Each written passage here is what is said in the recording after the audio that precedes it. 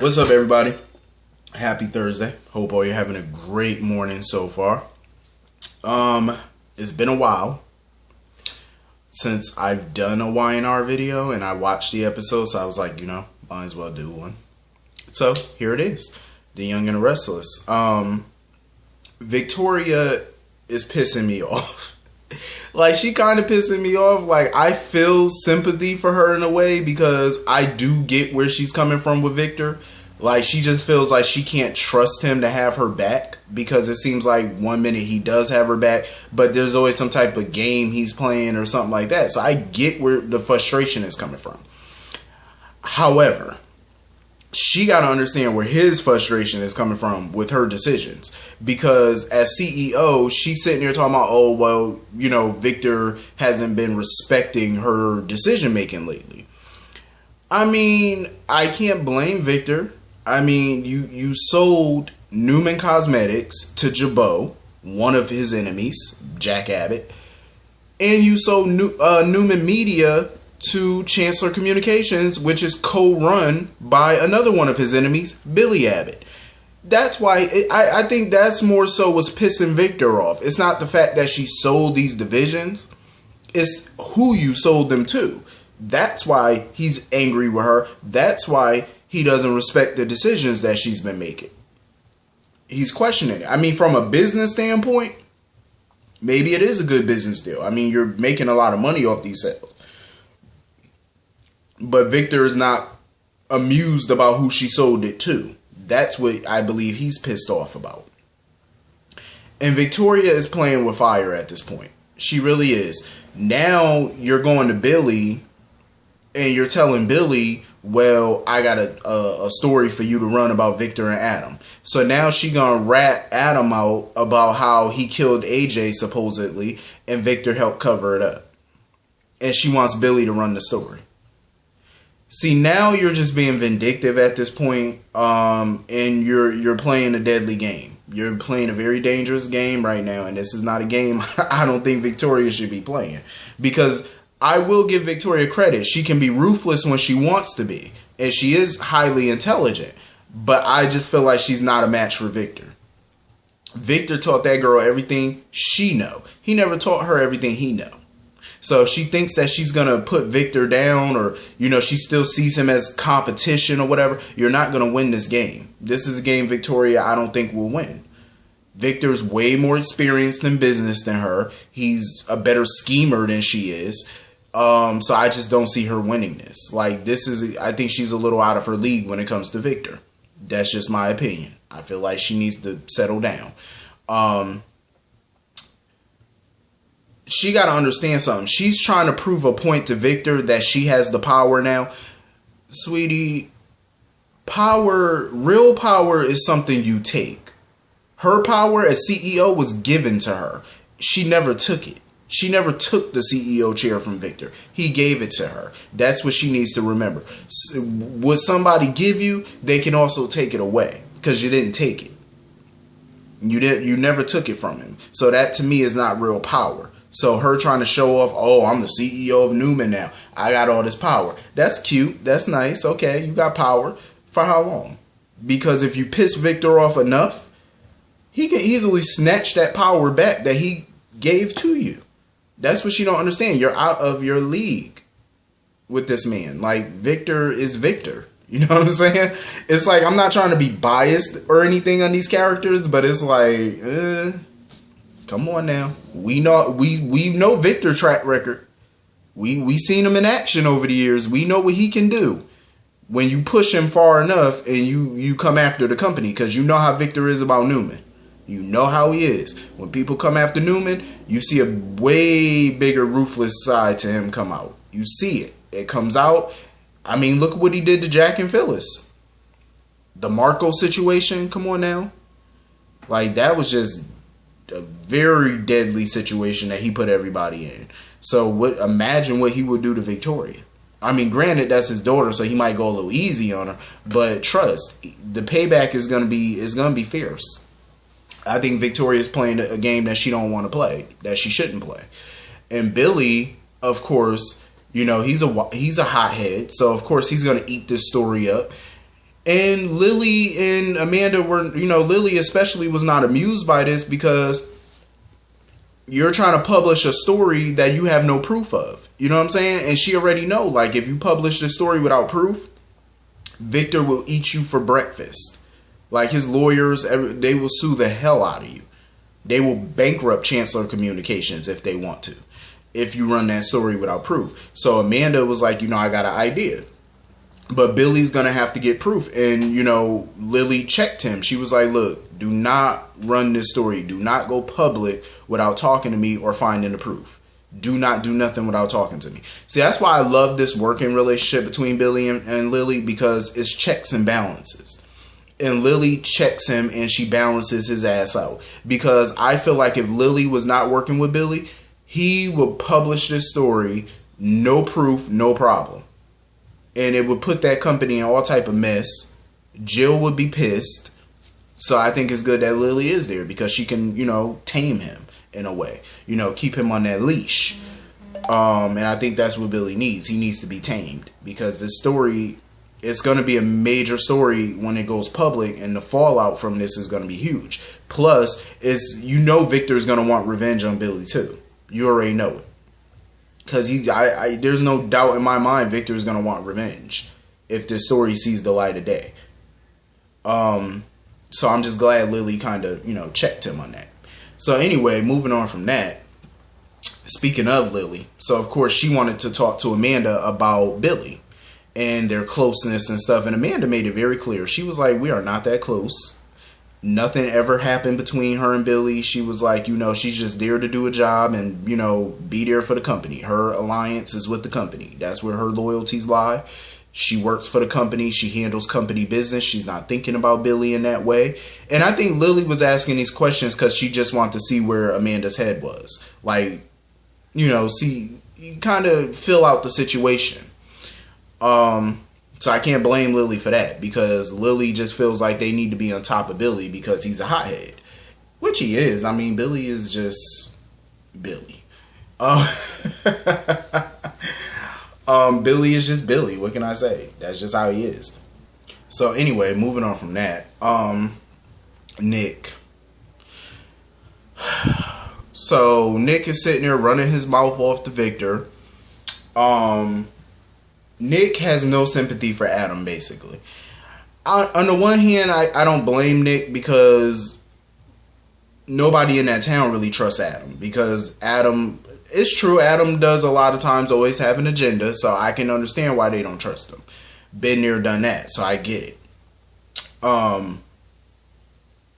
Nick is feeling like he doesn't feel sorry for Adam.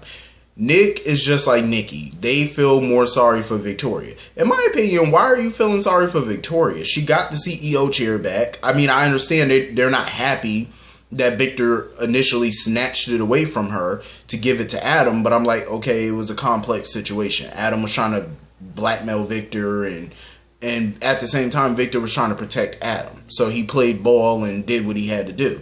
But Victoria is back in charge, so I don't understand why y'all feel so sorry for Victoria. For what? So, of course, Nick approves of Victoria selling the divisions at Newman just to send Victor a message. He approves of it, of course. Because he feels like, oh, she's trying to, send you a message. That's why she sold those divisions. And basically, he was like, good for her. Nick is such an idiot. Like, I never really did like Nick. Like, him, Victoria, and Nikki, I feel are so damn entitled. They are so entitled. What they don't understand is you would not be living this lifestyle that you have if it was not for Victor and all the years of his hard work. Now, is Victor a perfect father? Hell no. No. But he's always been there for his kids in his own way. He's tough, But I don't understand why they're so against him helping Adam. Like, that's his son, too. But it seems like Nikki and Nick and Victoria want him to just walk away from Adam or whatever. Oh, he tried to kill you. Okay, and Victor has done worse things to his own children. So, what else is new? You know what I'm saying? Yeah, Adam tried to kill Victor because at the time he thought Victor tried to kill him. Doesn't make it right? No, it doesn't make it right. But that's Victor and Adam's relationship. It's very love-hate. It's very complicated. It's complex. That's how it's always been. And that's probably how it's always going to be. In my opinion, Victor has a complex relationship with pretty much all his children in some form or fashion. I mean, him and Abby, I feel like their relationship is not all that complicated. But with his other children, it's very complicated. You know what I mean? It's very complicated. And I think that's how it's just always going to have to be. But Nick is just getting on my nerves with all his whining. Talking about, oh, you know, you should think about Connor. And I'm pretty sure they all are thinking about Connor. And how this situation is going to affect that boy. I'm pretty sure Victor's thinking about that. He has sympathy for Connor. But he has to help his son the same way he would help any of his children. And, you know, Nick did admit that, you know, Victor has been there for him and stuff. I'm like, of course he has. Because you have to think about it. Victor, when they came out with that whole situation where Nick had that party a long time ago, I guess, when he was a teenager, and a girl broke her neck at their house or whatever. She had broke her neck at Nick's party. Victor helped cover that up. Paid off the medical bills, paid the parents off or whatever. See, this is what I'm talking about. Victor has covered up plenty of dirt for Nick and Victoria and Nikki. Hell, Victor went to jail for Nikki. You know what I mean? Like, so why is it any different for Adam? Adam is his son. He's going to protect his son by any means. I don't understand what they got an issue with. Just because y'all don't like Adam, that's fine. But he's not doing what he's doing for Adam. He has done for all of you, and he will continue to do for all of you. So it's not like, oh, he's choosing one child over the other, because that's not what he's doing. He's trying to be there for his son in a way that he's been there for his other 3 children. And they need to get the hell over it and stop ambushing him every single time he does something, getting all pissy about it just because you don't like Adam. We get it. You don't like Adam? Get over it. You don't have to be around Adam if you don't want. I understand that they're suspicious of Adam because Adam always has an agenda, and they feel, even Victoria and Billy feel like he might be faking, oh, I don't remember killing AJ. I get why they think that, because hell, it's Adam. You know what I mean? Like, I get it. You have a right to be cautious. But at the same time, don't sit there and be pissy with Victor for looking out for his kid. He's doing for his son what he would do for his other children. So it's no different. But I do agree with Nick. I do think Nick has a point of how Victor and Adam are together. Like, they relate to each other more. Because Nick thinks that out of all Victor's children, Victor connects more with Adam. And Victor felt like that was absurd. I think there is some truth to that. I do. I think there's some truth. Victor and Adam are a lot alike. Whether Victor wants to admit it, whether Adam wants to admit it, they are 2 peas in a pod. Like, they're very much alike. And I think that's why a lot of times they don't get along, because they're so much alike. And honestly, Adam didn't grow up with that cushy lifestyle that Nick and Victoria and Abby grew up with. You know, they all grew up around money and, you know, a lot of things were handed to them. Whereas Adam didn't have that luxury. You know, things were not handed to him. He lived on a farm. He had a different childhood, you know, a different lifestyle than the rest of the Newmans. You know what I mean? And I think that's why he is so much like Victor. Because Victor literally made something of himself without any help. Adam literally did the same thing. Adam went to Harvard. You know, he went to a really great college. He worked on Wall Street. And he didn't have the Newman last name that, you know, he didn't have that privilege that the rest of the Newman kids had. You know what I'm saying? Adam literally did everything on his own. He didn't get nothing handed to him. And I think that's where a lot of the jealousy from Nick and Victoria comes from. You know what I mean? He didn't have that life that they had. And I do believe that's why Victor can relate more to Adam. They kind of grew up the same way. A little bit different. You know, Victor grew up in an orphanage with no parents. Adam had his mom, you know, and his stepdad. But it's somewhat similar in a way as far as how they came up. You know, how they made something of themselves. You know, nobody handed them anything. They did it on their own. So I think that's why they connect more. So anyway, moving on from that, Elena was all up in Nate's business about him and Amanda, what's going on with them. And Nate was like, well, we're casually dating, you know, nothing major, because Nate just kind of, you know, right now he doesn't really believe in that whole happily ever after stuff for him. for himself. So he's just taking it kind of slow with Amanda because he wished that, he wants the type of relationship that Devon and Elena have. In my opinion, I hate when people look at other couples as couple goals. Like, you can look at somebody as inspiration, but don't base your life or your relationship around with that relationship. Because at the end of the day, you don't know what's going on with Elena and Devon. You really don't. Because when Elena left that voicemail for Devon, she left him a message talking about she was thinking about him and stuff like that. And when she hung up, she looked weepy. She looked troubled. So you really just don't know what's going on with that relationship and why she was looking like that. Like, because she really did look troubled and stuff after she left that voicemail. I don't know what direction they're going in with Devon and Elena. I really don't. But I feel like maybe she's feeling Nate a little bit. I mean, her and Nate do spend a lot of time together, so who knows? And maybe Nate is feeling Elena. Because they kind of danced around that a while ago, long before the pandemic. They kind of danced around that, possibly Nate and Elena could be feeling each other. Because when Nate met up with Amanda and she was talking about Billy and stuff, about how he's an evil genius and this, that, and the third, Nate was just kind of giving her the third degree about her and Billy. Like, he was like, oh, so basically you're a good team with Billy like him and Elena are. I was like, I wouldn't be surprised if Amanda did have some feelings for Billy, because clearly his carefree wild side is what kind of attracts Amanda. You know what I'm saying? Because she wants to be tame a little bit, but at the same time, she likes that wild side of him. Like, she likes the fact that Billy has this wild side to him, like he pushes the limits, you know what I mean? And part of her feels like it's exhausting to always try to, tame him, but at the same time, it's exhilarating for her too. Like, it's excitement. So I wonder where they're going with all this. You know what I mean? Like, are Amanda and Billy really going to hook up at some point? Like, she going to leave Nate? I don't know. I mean, I like the chemistry that she has with Nate, but I also like the chemistry that she has with Billy. So it's 50-50 for me. So anyway, moving on from that.